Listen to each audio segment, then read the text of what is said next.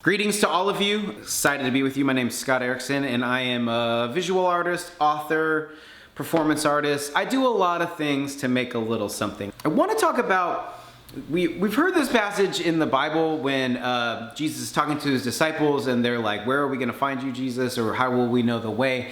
And he says, I am the way, the truth, and the life. No one comes to the Father except through me. And I wonder what you think about when you think about that passage. I was having a conversation with a good close relative of mine and they were like, do you think that Jesus is the way? And I was like, yes, but can you tell me what the way is? And he's like, what do you mean? And I was like, is it a path? Is it a gate? Is it a door? Is it a rhythm? Is it a dance? And they were like, well, it is what it is. He's the way, right? And so I wonder what we think about. What's our image that we have to the way? And how we're going to go about that is examining imagination. Imagination, in the definition, is the faculty or action of forming images of external objects not present to the senses. Imagination is a capacity that we all have, whether it's buying a piece of property and then imagining what you're going to be putting, the building you're going to be building on it, or having some people over for dinner and going, what are we going to cook for them tonight? Or for those of us who do speaking, now we have to imagine the scenario we're going to be in and going, what kind of shoes should I wear to this event? For me personally, since nobody's there, I have natives, they're waterproof, airy, it's great. So we all have this ability, and imagination has been talked about a lot. There's the Imagineers and Disneyland and all this creative stuff, and people are like, oh yeah, I've heard all about it. What more could be said about imagination? But what I love is that it says it's the act of making images, and I'm an image maker, and I have some thoughts about that. So, our words are rooted in imagery, using our symbol set of language or trying to describe what we can see externally or internally, our thoughts or feelings. So if I was to say she, I'm referencing a person, was a moment in time, Sweatin' to the Oldies, I'm referencing a global franchise created by one of the greatest human beings ever, Richard Simmons. And so my words, she was Sweatin' to the Oldies, represents an actual thing that's happening, something that I'm seeing, and those symbols represent the thing we're actually seeing. Now, when we get to beliefs, our beliefs are rooted in words, our sacred texts, which are rooted in images. But for those of us who grew up in Protestantism and most religions, we don't think about the images that are informing our sacred text. But it's happening all the time. We have internal images that are informing the words and beliefs that we have. I could simply ask you at home right now, say, imagine heaven for me. And if all of us could see into each other's minds what we were imagining after the initial shock and horror of what we would see, because you know what's in there, what we would find are very different ideas of what heaven means. But if we were to look at the similarities, I bet you cold hard cash, the images that are similarities are not given to us by words or scripture, but were given to us by cartoons and caricatures and paintings. And there's no biblical precedence for angel wings on clouds and playing harps. But when I asked some teenagers last year at a conference, say, describe heaven for me, that's exactly what they said. I don't know, angel wings, harps playing, like sitting on clouds, right? We have been given these images, these internal images are informing our beliefs. What happens when we don't identify or know the images that are informing our words is we start to become a culture of word policing. You said that way, I don't know, it's different how I say it, I'm not sure if we're on the same team. Two people, even from two different religions, could be talking and describing the same thing, just missing each other because they're using different words. I also think, side note, that when people stop believing in something, what they stop believing in is the images that are associated with the beliefs. People say, I don't believe in God. Tell me the God you don't believe in. Well, I don't believe this, this, and this, and this, and they describe it to you, right? And you might be like, I don't believe in that God either. It's not the beliefs or the words that went away, it's the images that no longer worked. And you might know some of those images. I mean, are you telling me this one still works for you, right? Like with all this stuff, that one still works for you? Or this one, or that one, there's a series of images. There's this whole created, it's all invented. None of this stuff is real. There's this whole created created visual culture describing what it means to be a person of faith, a Christian or something like that. And that's not necessarily true. I mean, some of it's pretty funny too, but it's not necessarily true. And the problem is that these images are actually forming us. And they're forming us in ways that might inevitably lead us to this. And none of us really want to be filled with anger and hate like this. And we could just go, I don't believe in any of this anymore if this is what it does to you. See, the thing with imagination is it's not the images themselves. It's the faculty, it's the space inside of you that holds the images. That's what imagination is. And whatever images you decide to put in there are gonna lead you into a certain kind of future. It took imagination to put some human beings on the moon, but it also took imagination to figure out how to systematically kill another race of people. Both come from the faculty of imagination. It just is what images of a future that you want to live into are you going to put into there. And so I'd like to change the definition a little bit to say imagination is the faculty within you that allows the future, not the musician, but the future to show you what's possible with what's already here. If you look at Jesus's life in the scriptures, and we don't have time to do this in the whole video, but there's a great spot in Matthew 6 when he's giving on the Sermon on the Mount, and he's just like, look at the birds and look at the lilies. Don't you see that everything you need is being taken care of? Jesus says, seek first this kingdom, the kingdom where God is going to take care of you. And all these things will be given to you. Jesus lived in the world with a non-anxious presence. He could see with his eyes and his imagination what we were going towards, and he lived free. He lived in a free way. And he was like, live this way, live this way. So let's do this. Let's use the metaphor of a viewfinder and let's see what kind of future we're being asked into. Jesus talks about this kingdom of heaven, this kingdom rooted in love, and it's leading us, and he's leading us to that. But there's also the opposite of love, which is fear. And so there's this kingdom of fear that's leading us into destruction.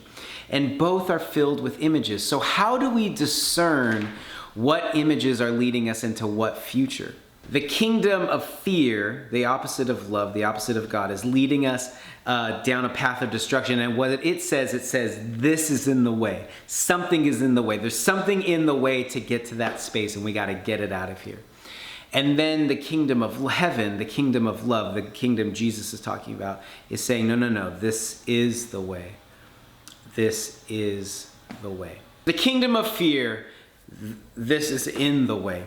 Now, when we start to look at the images in the kingdom of fear, one of the first images that come in front of us is a-holes. Now, stay with me, all you holy people from the South, like a-holes. And look, I'm not saying that if you drive a really large truck, you're an a-hole, but I am submitting that 90% of a-holes love this as their vehicle of choice. Because maybe you've had this experience like I have, where say you're in a new part of town or somewhere you've never been before, and you're driving, and then all of a sudden like a lane ends and you're gotta move over, and you like go over, and you cut somebody off, but you're like, I didn't know, I'm so sorry, I'm new in town and stuff. A simple driving mistake. But then the dark night of the roads, the Judge Dredd who's gonna enforce justice in their truck comes up behind you, it's just like, right up against your bumper, and they're flashing their lights, and it's dark out, and the truck lights are just exactly with your rear view mirror, and they're going into your eyes, and they're burning them out, and you're like, I'm sorry, I made a mistake, I didn't mean to, and you like slow down, and you wave them by, like, I'm so sorry, you must have something to do, but they don't have anything to do, and they just follow behind you with their high beams on, and right behind you, and for 15 miles because they have nothing to do. They're so angry. Why are we so angry with our cars? We're so angry out there. How did we take something wonderful like the doe-eyed Jeep Wrangler that's just like, what are we gonna do today? Are we gonna go on an adventure together? Let's drive through nature. And then we made it angry. And we were like, nature, no, I'm gonna roll all over you.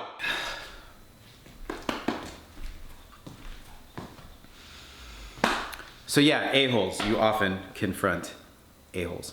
In the viewfinder of the kingdom of fear, the next image we come across is them. Them is anybody you have never had a conversation with or met in person or gone into their house or had a meal with. Like, you didn't grow up with a dad with a turban, so when you see a dad with a turban, you're like, what's up with them? Right? You've never been to that country, but when you hear about something happening in that country, you're like, what's going on with them? And if anything really goes wrong, obviously it's not about you, it must be about them, because them are in the way. The next thing that comes up is my body. My body's in the way. We have some great friends in Southern California who let us use a beach house. And last summer I was there with my family, and my oldest son was swimming around in the waves and stuff, and he met some like town kids or other vacationers, I'm not sure, but kids that were like a couple years older. And so they're in the water doing stuff, and I was in my bathing suit just on the beach. I was watching, and I was like, I'm gonna go check out, make sure everything's okay. So I'm like wading out in the water in my bathing suit, and I hear one of the boys say to his friends, he goes, "Hey, is that your dad?" And look, I understand that I'm in my 40s. The weird thing about getting older is that you kind of feel like your 14-year-old self in your body. And you lose track of kind of what the outside looks like. But in that moment, I was like, oh yeah, I have a dad bod. I'm a dad. I think I actually have a photo of what I look like that day. Yeah. But here's the thing, like, we are inundated with nonstop imagery about what our bodies are supposed to look like and how they're supposed to get older and how they're supposed to stay the same all the time. This wonderful body that we do all kinds of things, and often we can come to this space to be like, man, it'd be so much better if this wasn't in the way, because our bodies can become in the way. Love is in the way. Yeah, we're in this crazy time in election season. What's happening is the sides are forming up. We're seeing the spectrum of tribalism happen, where there's two opposing ends, right? And the thing about tribalism is that its highest goal is its self-interest. It's got to have its way, or it's the only way. What happens is anything that gets in the way of self-interest needs to die. So whether it's an unwanted pregnancy or an unwanted family at the border seeking refuge, they're in the way. They're in the way, and they need to die in order to have my self-interest be accomplished. Because love asks you to be selfless. It asks you to put your self-interest aside. And so love is in the way. And lastly, reality. Reality is in the way. I've noticed that in my adult conversations that I have, there's two common topics that come up. One is, what's your Enneagram number? I'm a 4. Surprise!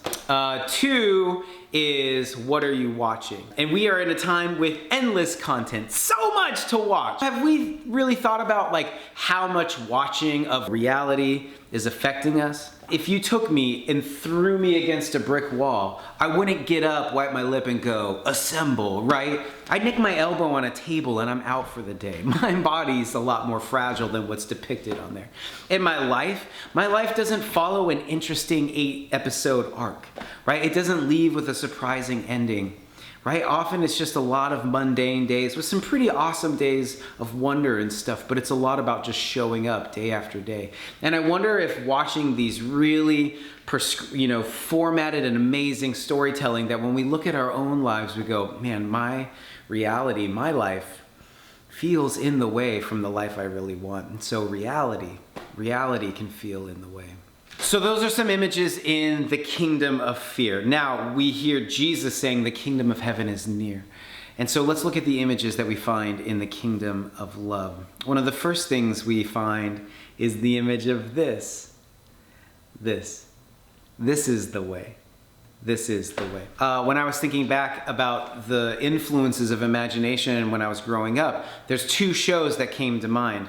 One of them was the Muppet Babies. Have you seen the Muppet Babies? The Muppet Babies was the Muppets as babies. They were being taken care of by Nanny, and they would be playing, and then Nanny would show up, and she'd be like, what are you guys doing? And they'd be like, nothing, Nanny, we're just playing. And then they go back to playing, and it turns out the couch was a spaceship, and their playroom was Oz, and all of these things. They were using the very things around them to tell stories. Everything was there. They were using life itself to use their imagination, having fun. And then the second one, it's weird if you don't hear the music, because it just looks like a guy doing a bunch of stuff, right? But the second one was MacGyver. MacGyver was kind of like a problem solver, spy, fix-it guy who would go on missions, and often, and here's the show. The show was that he would get stuck in a situation that there was seemingly no escape from. And then he'd look around and he'd be like, jug of water, rope, chair, trash can, and then he'd make a trebuchet and like launch himself out of a room or something like that. And that was the show. He'd look around and go, there's a solution to my problem here. So I want to offer you this prayer. You will be given everything you need to accomplish what you have been asked to do. Often in our lives, we come across a problem that seemingly has no solution. Everything you need is hidden in the world around you. All the answers are here.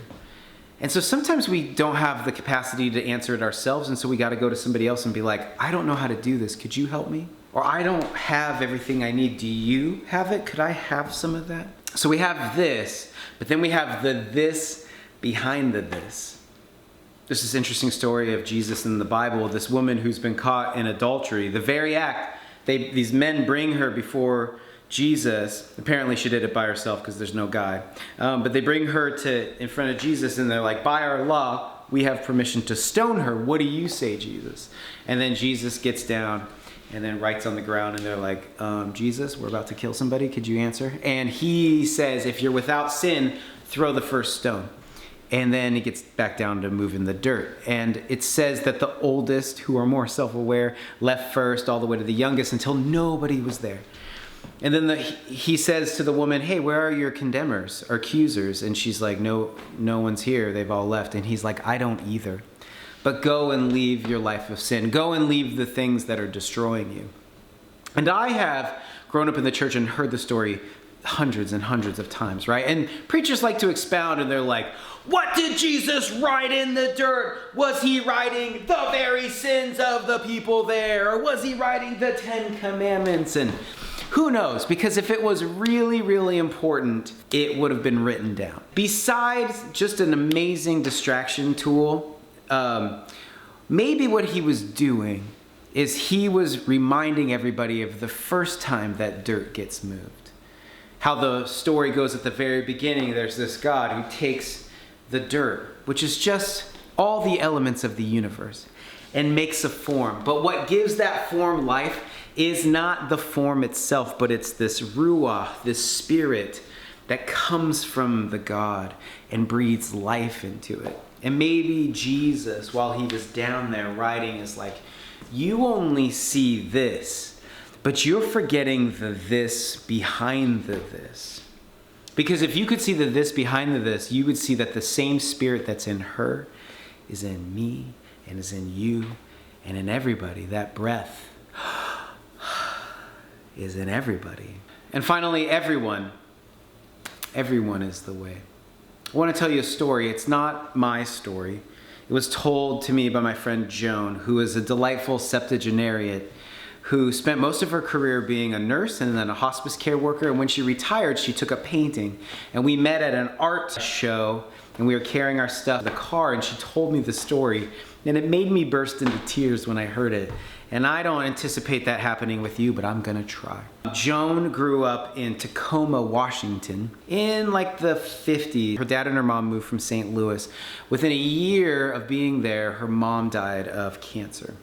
And Joan's like, look, my dad was unabashedly racist, but because of their financial situation and being a single parent and what their dad could afford, thus began a series of African-American nannies that entered into Joan's life. And Joan was like, my brother and I didn't care what the skin color were, we just knew they weren't our mom. And so in a way that only children can be, they were just like the biggest shits to their nannies as much as they could. And they made many of them quit, but there was this one nanny who Joan was like, we loved her. Her voice was kind. She had a wonderful smile and embraced us. And she's like, she filled something in me that was lacking, this love that I had desired and missed. Years later, Joan's in nursing school. This is 1968, about a year before Martin Luther King was assassinated. And she finds out that there's actually gonna be a civil rights march in Tacoma, Washington. And she finds this out at her friend's apartment. She's with two friends and her boyfriend. And she's like, we gotta go down. It's happening soon. We gotta go down and do that march. And her friends were like, no, that's not our thing. That's not our thing. And Joan's like, no, we gotta go. We gotta support this civil rights march. We need to. And they're like, no.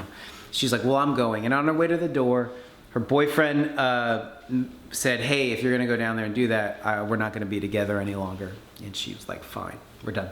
She makes her way down to this march. She doesn't know anybody there, but all of a sudden she sees this woman that she recognizes as one of her nanny's friend's daughters. She used to play with her when she was a kid. And she recognizes her and she's like, oh my gosh. And they start talking and catch up, and she's like, Joan's like, hey, can I march with you? She's like, yeah, you can. And so they're marching down from kind of the outskirts of Tacoma into downtown. On the march, the crowd on the side is very small. And it gets larger and larger as they make their way down to downtown. And at first the crowd is very silent, but as they keep going closer to downtown, there becomes to be rumblings and murmurs, some shouting, some profanities, and then eventually people start throwing rocks. And Joan said, I was watching rocks being thrown from the outside and nailing people in the crowd that was marching. And look, Joan's like, I wasn't a Christian, I wasn't a believer at all. I just was like a feisty Irish Catholic atheist who was all of a sudden praying and asking a God I didn't believe in to let a rock land in front of me, because all I wanted to do was throw a rock back. And Joan said, and lo and behold, the Lord works in mysterious ways. And this rock fell right in front of her. And she reached down and picked up the rock and went to throw it back into the crowd. And then her friend, who she was next to, reached over and like grabbed her arm, and then in like an embrace, like kind of hugged her and held her like this. And she said that her friend whispered into her ear and said, no, honey child, we do not throw rocks at our goals. We do not throw rocks at our goals. And Joan said in that moment, she forgot where she was at and everything went black. And she said what she saw in front of her was two roads ahead of her. And one of the roads, she just saw violence and retribution and destruction and anger and hatred. And then the other road, she saw forgiveness, reconciliation, love. And she heard a voice say, where do you want to go? Where do you want to go? And in that embrace, she let go of the rock and dropped it. And Joan said in that moment, her heart cracked open and love filled her. Love filled her. She was like, it was the first time I ever really experienced love. It was the first time I ever really experienced God. And she said her friend kept her arm around her, and they continued to walk for the rest of the march. This is not my story. I'm not a person of color or a woman, but this story changed my life. It cracked me open in that parking lot in Salem, Oregon, because what it was revealing to me, and if you do a little bit of study and you listen to what's going on right now, the roots of civil rights and Justice March and all of this come from women and men who have heard the good news, the kingdom of love, and have been compelled to go and yes, fight for their very own dignity, but also go, yeah, see those people on the sides too? They're gonna be in this kingdom too. They're not our enemies, they're gonna be there too, even though right now they're throwing rocks. No, honey child, we don't throw rocks at our goals, because everyone is the way. I don't know what church is going to turn into. A lot of things are going away. And if you love the form, I think you might be disappointed. But if you love the essence that the form is trying to get you to, it's always going to change. I'm not worried about Christianity. I'm not worried about Christianity and what it's going to turn into, because Christianity started as a joke. The word Christian is a joke. Like, these people were doing their faith and stuff, and people are like, what are you, a little Christ? And they're like, that's funny, let's take that. The first description of this path towards the kingdom of love was called the way. The way. It will always be the way, and Jesus will show us the way, and Jesus is the way, and it will always be the way.